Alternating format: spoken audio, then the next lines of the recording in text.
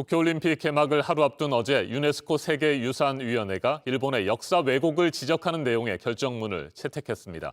군함도를 세계유산으로 등재할 당시 일본 정부가 조선인 강제노동의 역사를 제대로 알리겠다고 약속해놓고 지키지 않았다는 겁니다. 이와 관련해 스가 정권은 약속을 성실하게 이행해왔다고 계속해서 억지 주장을 펼치고 있는데 내년 말까지 구체적으로 어떤 조치를 취했는지 보고서를 작성해야 합니다. 오효정 기자입니다.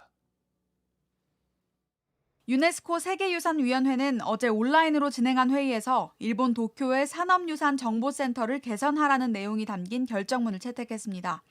군함도로 불리는 일본 하시마 섬의 강제 동원 역사를 제대로 알리지 않았다는 이유입니다.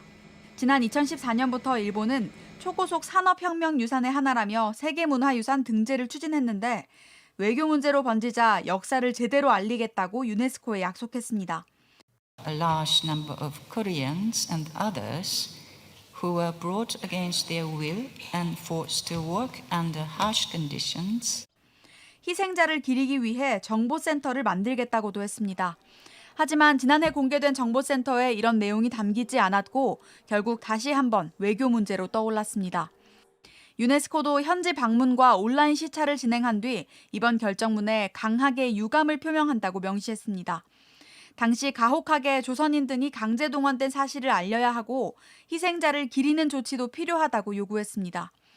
우리 외교부는 이례적으로 강한 표현이 들어갔다고 평가하고 일본이 이번 결정을 충실히 이행하도록 촉구하겠다고 했습니다.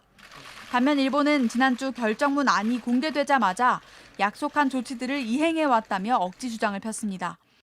決議勧告を真摯に受け止め、我が国政府が約束した措置を含めて、それらを誠実に履行してきております。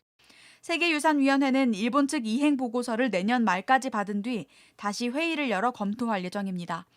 JTBC 오효정입니다.